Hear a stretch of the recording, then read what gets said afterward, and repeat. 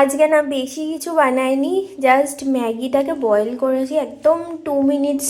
Maggi যেটা হয় 2 মিনিটে তো হয় না, 5-6 মিনিট। আর সাথে ওই শসা পেঁয়াজ হ্যানা ত্যানা আর ব্ল্যাক কফি আর বিস্কিট। আর তারপর দেখি কি রান্না করি না করি, কারণ আজকে তো মা আসবে না। আগে না পুঙ্কু যখন ছোট ছিল তখন যেরকম নিউবর্ন বেবিদের হয় আর কি, যে বেডে শোয়ালে কাঁধে নিয়ে নিয়ে ঘুরতে হয়। আর পুঙ্কু তো একদমই ঘুমাতো না, মানে সারা রাত প্রায় জাগিয়ে রাখতো। প্রত্যেক দিন আমরা ভোরবেলা 5টা-6টার সময় গিয়ে ঘুমাতাম। তো যে ওই ফেজটা কেটে যাওয়ার পরে আমরা দুজনেই ভেবেছিলাম যে হ্যাঁ এবার হয়তো একটুখানি 3-4 ঘন্টার গ্যাপ পাবো। আর পেয়েওছিলাম 3-4 ঘন্টা প্রায় পুঙ্কু টানা ঘুমাতো 3 মাসের পরে। এখন আবার পুঙ্কু মানে এত দুষ্টুমি স্টার্ট করেছে যে সারা রাত ও গল্প করবে, ওকে এন্টারটেইন করতে হবে। তো কিছু না কিছু বলবে, খেলবে, প্রচণ্ড মানে স্পিডে পা ছুড়বে, তো এইগুলোকে এন্টারটেইন করতে হবে। এই করতে করতে প্রায় 3:30-4টে পর্যন্ত কেটে যায়। এক এক সময় আমরা ট্রাই করি যে হ্যাঁ চল তুই তোর মতো কর, আমরা আমাদের মতো ঘুমিয়ে পড়ছি। ও চিৎকার করতে থাকবে, না আমাকে উঠে এন্টারটেন করতে হবে, আমার সাথে গল্প করো। তো এরকম টাইপের একটা ব্যাপার।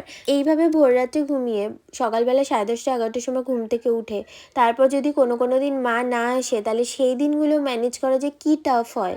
মানে আমি জাস্ট বুঝতে পারি না যে আমি কোনটা ছেড়ে কোনটা করব। নিজেদের রান্নাবান্না, খাওয়া দাওয়া, হ্যাঁ প্রীতম আর আমি দুজনে মিলে পুরো ব্যাপারটা হ্যান্ডেল করি, কিন্তু আর ডিসেম্বরে প্রীতমের সিরিয়াসলি অনেকটা লম্বা একটা ছুটিও থাকে।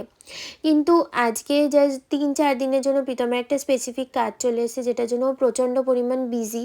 আর ইনভলভ হতেও পারছে না, ফলে পুরো ব্যাপারটা আমাকে ম্যানেজ করতে হচ্ছে। এবার কী রান্না করব, এদিকে আবার ব্রেকফাস্ট বানাবো, 10:30-11টার সময় উঠে কী ব্রেকফাস্ট বানাবো, কী লাঞ্চ প্রিপেয়ার করব, তো সব কিছু মিলিয়ে একটা মেস হয়ে রয়েছে।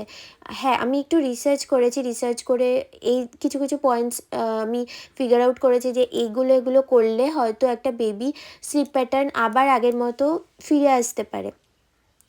সেইগুলো আমি তোমাদের সাথে ডেফিনেটলি শেয়ার করব। আমি মানে প্রত্যেক দিনের রুটিন হয়ে গেছে, সকালবেলা আমি যত আমাদের বালিশ কমফোর্টার আছে সেগুলোকে একটু রোদে দিই। তো ওই কাজটা কমপ্লিট করে নিচ্ছি, এরপরে দেখছি যে কি রান্না করা যায়।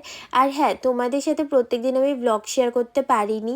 এই 6 মাস জাস্ট 22 তারিখে 6 মাস কমপ্লিট হবে পুঙ্কু। তো এই 6 মাসে অনেক ব্লগ শেয়ার করার ছিল, হয়তো তার 40% ব্লগ শেয়ার করতে পেরেছি।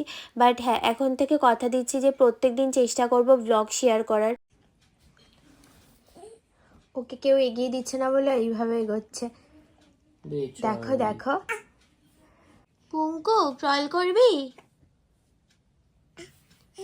ল্যাপটপটা ধরবে। পুঙ্কু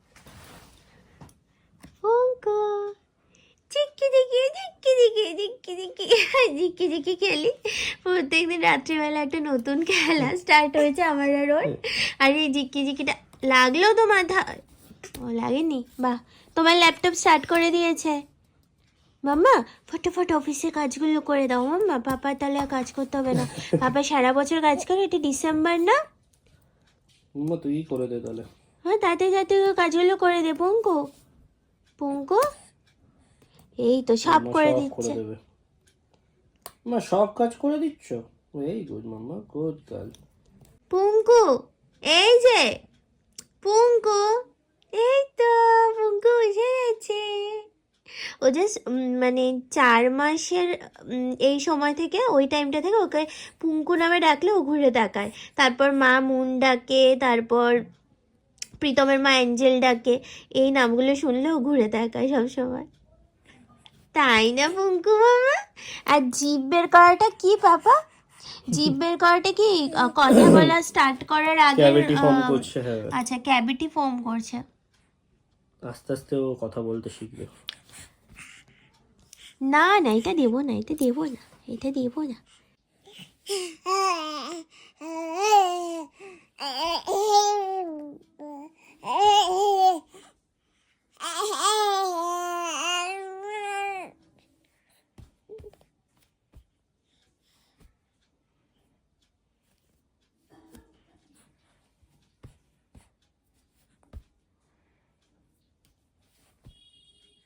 সকালবেলা 10:30টার সময় ঘুম থেকে উঠেছি। আচ্ছা এখানে লাইটটা কম, ফ্ল্যাশটা অটোমেটিক অন হয়ে গেল।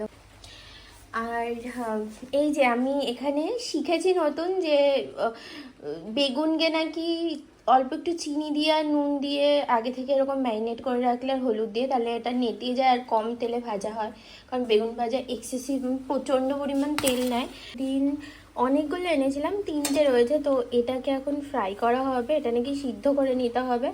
তো আর এখানে না আমি একটা পাহাড়ি স্টাইল ডাল বানাচ্ছি, প্রেশার কুকার ডাল। এটা আমরা পাহাড়ে যখন গেছিলাম তখন এটা শিখে এসেছিলাম আমি হোমস্টে থেকে। এখানে ভাত বানানো হয়ে গেছে।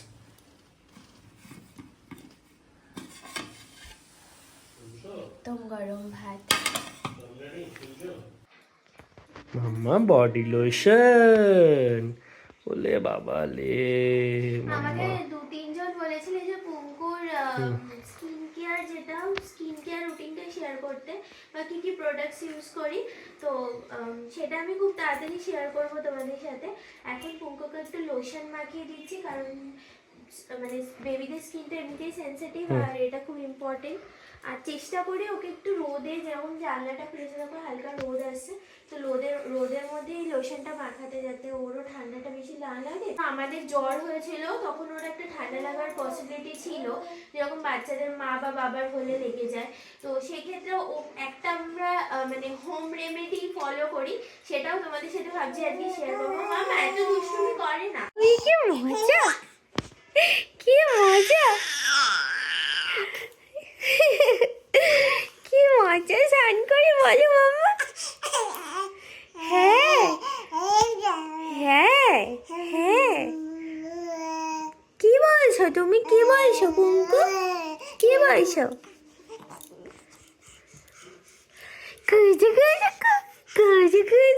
পুঙ্কুকে পুরো বালিশ দিয়ে এইভাবে ঘিরে দিয়েছি। পুঙ্কু তোমার জন্য একটা খেলনা আনছি আমি, ঠিক আছে? তুমি 1 মিনিট ওয়েট করো, দাঁড়াও। এই যে হ্যাঁ, সফট হয়ে দিলে কেন মাম্মা? এই নাও মাম্মা, তোমার ফ্রেন্ড। মাম্মা এই যে তোমার ফ্রেন্ড।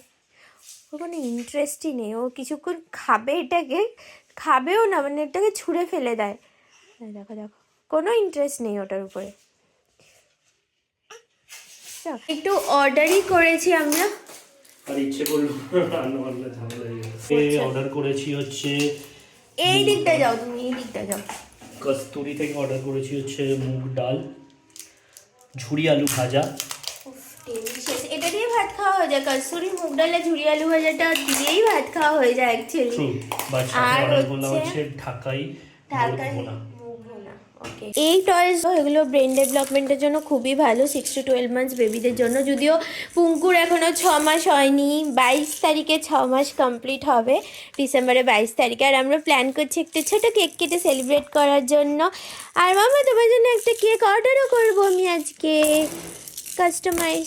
এনো তো দেখা যাক কতক্ষণ থাকে, ততক্ষণে যদি আমরা একটু খেয়ে নিতে পারি। আলুর উল্টো দিকে কি হয়েছে মাম্মা, কি সমস্যা হচ্ছে বলো?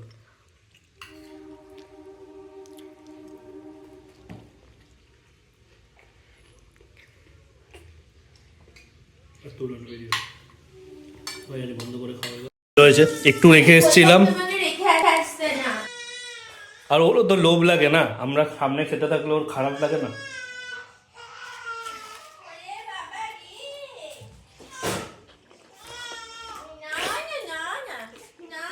হয়েছে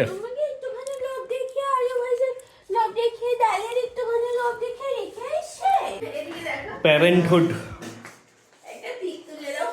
স্টোরি অফ এভরি প্যারেন্টস। তো প্রথমে আমি খেয়ে নিলাম, এখন খাওয়া দাওয়া করে এই চন্দ্রানী এখন বসলো খেতে। মানে আই থিঙ্ক সবার সাথেই এটা হয়, প্রত্যেক প্যারেন্টসের সাথেই এটা হয়।